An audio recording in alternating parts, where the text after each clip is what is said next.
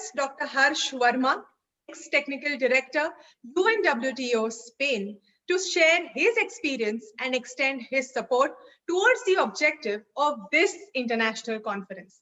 He is also known as the Wikipedia in the tourism department. Hello, sir. Hello. Thank you very much, and a very good morning to you all, ladies and gentlemen. First and foremost, I would like to convey my personal greetings to all the participants who are here with us this morning on the occasion of the 14th World Tourism Day. A full house at this conference proves nothing but your deep interest and commitment to agri-tourism and how this form of niche tourism can be further developed and promoted with the resultant social, economic, and environmental benefits for rural communities. I would also like to compliment the government of Maharashtra, which has organized this conference in collaboration with ATDC. The presence of three honorable ministers this morning, together with senior officials of the Department of Tourism, is a clear manifestation of the significance which the state government attaches to tourism in general and to agri-tourism in particular. I do sincerely hope that the support and cooperation of the state government to agri-tourism would continue to be extended in equal measure in the future as well. My deep and sincere appreciation to Shri Pandurang Tavade, the father of agri-tourism in India, for all his untiring efforts in developing and promoting this form of niche tourism, which has motivated and encouraged farmers in several states to undertake rural tourism, agri-tourism. So, heartiest congratulations to Tauriji and his very efficient team, and to you, Revati, for being our host this morning. And I am sure that the conclusions and recommendations of this conference will definitely show us the way forward to further explore and optimize the potential of agri-tourism, not only in India, but also globally. I must say that the theme of this conference is a very apt one and concerns a major player in agri-tourism, women and their entrepreneurial role in the organization, operations, and management of agri-tourism. Now, gone are the days when women used to play a supporting or a supplementary or a secondary role to their male counterparts. Today, they are in the forefront, leading from the front, either as individuals or in farm cooperatives. Whether it is operation and management of accommodation units, farm stays or local guest houses, farm visits, community supported agriculture and horticulture, dairy operations, you name it, and you will find women organizing and managing these services and facilities. But that is not all. Women, through agri-tourism, have offered a chance to visitors to reconnect to the land, helped preserve rural lifestyles, local culture, cuisine, folklore, and a series of local recreational activities. When you combine all these elements, they provide a unique opportunity for green and sustainable agri-tourism. I remember when I implemented my first agri-tourism project in a West African country in the late 1990s.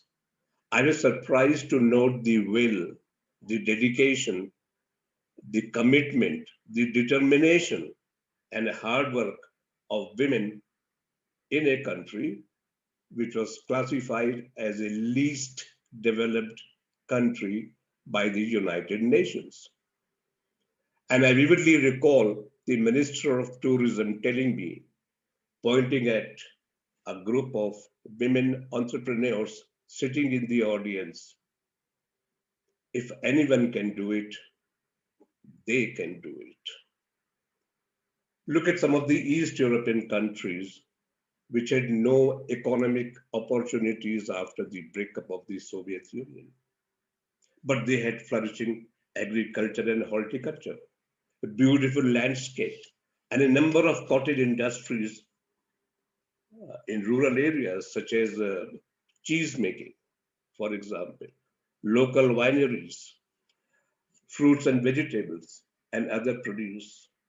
And of course, they had the affluent markets of Western Europe right next door, where people were looking for a different experience, a very different experience away from the world of laptops and mobile phones.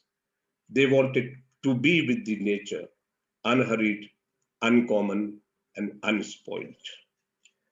And that's where agritourism played a major role in sustaining rural economies and preserving local cultures. I must say that agritourism led by women is a force to reckon with in the economies of several countries. Look at Slovenia, Slovakia, Philippines, Indonesia, Romania, Moldova, Costa Rica. The list is endless. I can recount a number of success stories from these countries. At the same time, I must say the journey for women entrepreneurs, has not been easy when it comes to converting challenges into opportunities. It has been full of roadblocks, social pressures, I must say, especially family pressure to not compromise on obligations and responsibilities, balancing demands of livelihood with traditional role as a housewife and as a mother. The journey has seen many ups and downs, many peaks and valleys, but the hurdles have been overcome with a lot of hard work, self confidence, and commitment. I have known several women entrepreneurs in many countries who set up their enterprises, starting as micro or small scale rural enterprises. They obtained soft loans, availed subsidies and incentives offered by governments and local authorities, trained their staff, set up accounting and financing procedures, formulated business development strategies, developed new products by adding services and facilities. Well, I can go on and on. The list is endless again. While a lot has been done, a lot has been achieved, I must say that a lot still remains to be done. New challenges crop up almost every day. I have noted several constraining factors when it comes to women entrepreneurs in agritourism. And I would like to place them before this conference to deliberate upon and come up with suitable recommendations to mitigate them. I would like to mention a few of these. Lack of institutional support, limited access to resources. How do you manage growth? That's a big issue. Non-availability of reliable and professional staff. Dealing with gender norms. Difficulty in accessing business and marketing networks. Limited access to information and training opportunities, to name a few. Of course, there are many more. We have a number of eminent speakers and panelists who have come to this conference with a wealth of experience and a range of expertise in agritourism. I would urge them to address some of these issues in their speeches and presentations.